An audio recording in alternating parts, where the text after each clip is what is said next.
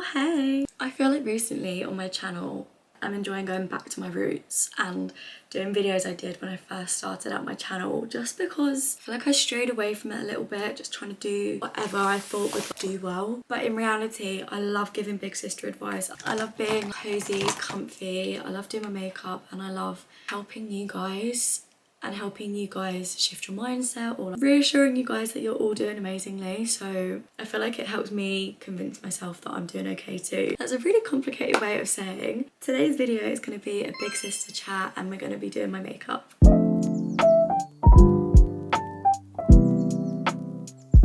I've missed this. I feel like I've not had like a chat with you guys. I feel like I've had a bit of a mental block with YouTube at the minute, or like a mental block with my content. So we're going to try and overcome that because YouTube's my child. I think I was just putting too much pressure on myself with 2 uploads a week, so I think I've gone down to 1 upload a week, but I want to make it like a good upload. And I think I prefer, let me know in the comments, but I think I prefer Wednesday upload because loads of people upload on a Sunday and it means that you get like something in the week. Do you know what I mean? Rather than all your favourite YouTubers uploading on a Sunday. I don't know. Let me know your thoughts.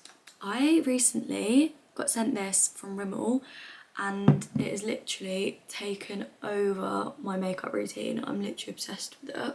Out of all the dupes of Flawless Filter that I've tried, or versions of it, I think this is my favourite.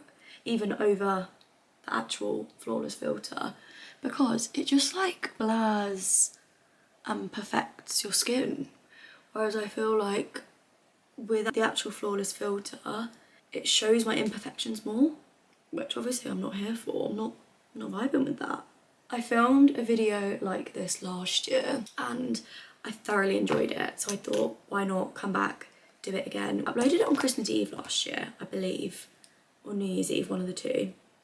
And I wanted to come back to upload it a little bit earlier in December, even though it is nearly Christmas. I wanted to upload it earlier in December so that it's just like a nice reminder halfway through a busy month where it's very overwhelming, overstimulating, stressful, exciting, fun, sad, like a million different things at Christmas time. So I thought a little big sis chat, bestie reminder from me would be nice, hopefully. This is also the Rimmel Multitasker Concealer, and do I prefer this over my NARS concealer? Yeah, I do. So I made a TikTok a few weeks ago and it got quite a few views, but I wanted to kind of put it on my YouTube because my YouTube is where people know me in more depth, people know my personality a bit more and know more about me compared to my TikTok. But the trend was, and I feel like I didn't achieve anything this year, but this is what I achieved. And I did that. And the amount of people that it said, so-and-so made a video inspired by yours, or like used a sound inspired by yours or something like that. You can see when people make the same video as you, and it was like nice to see all these people that were like feeling the same as I was. Like, I felt like I didn't achieve anything, and then suddenly realising everything you have achieved this year. So the things that I said that I achieved was letting go of kind of friendships because they weren't serving me at all. They were bringing me down, they were holding me back. So not in a bad way, but I just mentally let go of them because it was like, what was the point of like holding on hoping that they'd want to be my friend as much as I wanted to be theirs, or anything like that. And as soon as I let go of like my head, as soon as I was like, actually no, I'm not my friend anymore actually, instead of like for their approval being like, oh, we'll be friends, I'm thinking actually no, like making the decision instead of letting my insecurities about friendship dictate. Kind of allowed, I don't know what I'm trying to say, but I just always let everyone else kind of choose, and I was like, you know what, done with it. And my life feels a lot better since. When I tell you that literally the same day or the same week, new friends came into my life, which are going to be people that are in my life for a long time. Like, it just feels like I've known them forever. And I truly believe it's because I was like mentally let go of my old friends. And I let go of like self-doubting beliefs in my head that made me think that I didn't deserve friends or people didn't like me. Like, let go of all of that. And all of a sudden I've got amazing people in my life, and that's something I'm really proud of. It's the same as when someone's in a toxic relationship, you know, like, I'll just break up, and they don't. In your head you're like, why are they still with them? But we don't realise how many kind of toxic relationships we have. Either it's toxic mindsets that we're not ready to let go of, or it's, yeah, toxic relationships where everyone around you is like, why do you put up with that? And you're like, oh, it's fine. And they're like, no, it's not. But it's the same as when someone's in a bad relationship romantically. It's like, leave that when they're ready. And you've got to allow everyone grace and be patient with them, because it's a journey that they're dealing with themselves. A point I wanted to touch on as well is that no one will ever or can ever fully know what's going on in your life. No one knows your 24-hour thoughts. So things you do and the feelings and your emotions and your reactions don't have to make sense to anyone else. I don't know if I need to put more of this on. Yeah, I think so. For example, when I wanted to leave my job in London, no one really understood. They thought, oh, Darcy's just being dramatic, just doesn't want to work. It was only until like genuinely saw how I was after leaving that job that they realised like good it was for me to leave. But it didn't care, like it didn't have to make sense to anyone else. I wasn't happy, it wasn't serving me, therefore I left. And the fact that I was able to push people's opinions about the situation to the side to follow what I actually wanted to do, or like what I felt was right for me and my mental health, like no one can take that away from me. I listened to my gut and it proved me right. I'll leave a link to the video in the description because I don't want to talk through every single point on that and bore you to death. But I also wanted to touch on the point that if you don't feel like you achieved anything this year, but you've struggled with your mental health, or you've gone through a difficult situation and you handled it in a way that you're proud of, or you literally just made it through the year, then that is plenty in itself. Like, no one knows the extent of the life you're living, and you might be struggling more than anyone would ever know. And therefore you struggle to be like on your top game. So if you just managed to keep your job this year, that's amazing. Like, I think it's so important to just be, especially with like weird world we live in, it's just so important to be kind to ourselves and think, no, you know what, like, proud of myself regardless. If you got a new job, that's amazing. If you quit a job that was toxic, that's amazing, because like, it really doesn't matter. When you shift your mindset to see everything as a positive instead of a negative, or like what you've learned from the negatives, then you'll realise that you have actually achieved so much. With Christmas coming up, I feel very differently about it this year. I feel as though, because I'm obviously every year you get that little bit older, this year I feel very weird about Christmas.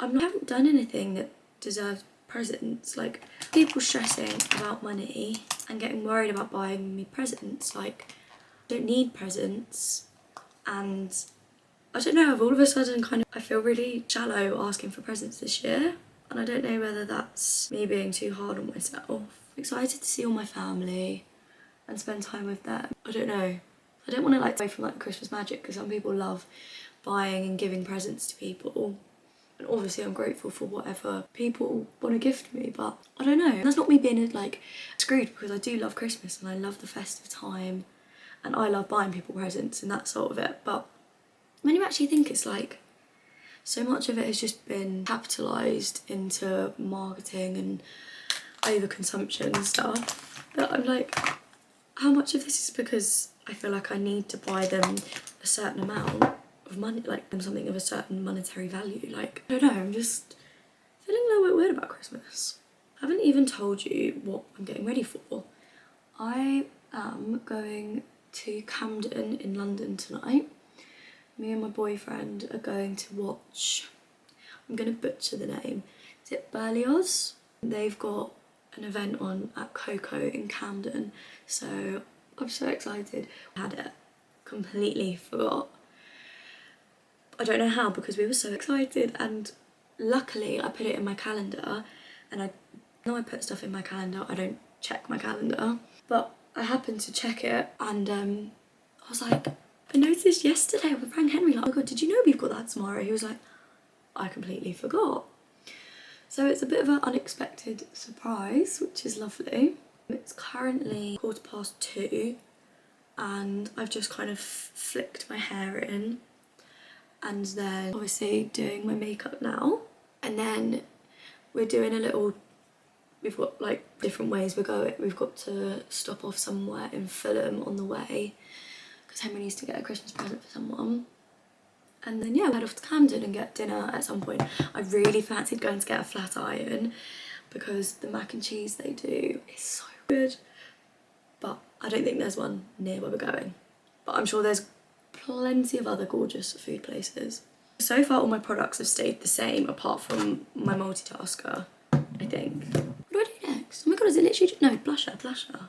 I want to be a little bit more precise with where I put my blusher, hence why I'm using a small brush. I don't know why I used this for my powder when I used that one on my Refy brush, but I've been in a bit of like a love-hate relationship with TikTok at the minute because I felt like I was so focused on how do I grow a following that I became distracted on like kind of lost touch on like I enjoy filming and engaging with my community. Took a few days off because realistically it's not that deep.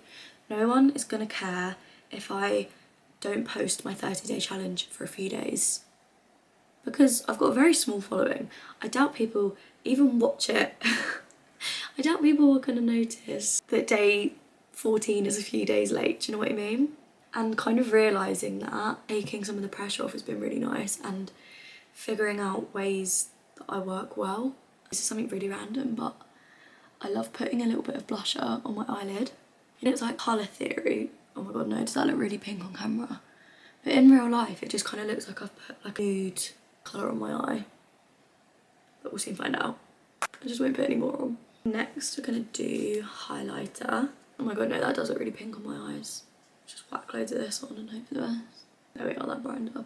It's gonna be a late night. I had to move my counselling, which I felt bad about, but the thing tonight doesn't finish until 11 o'clock.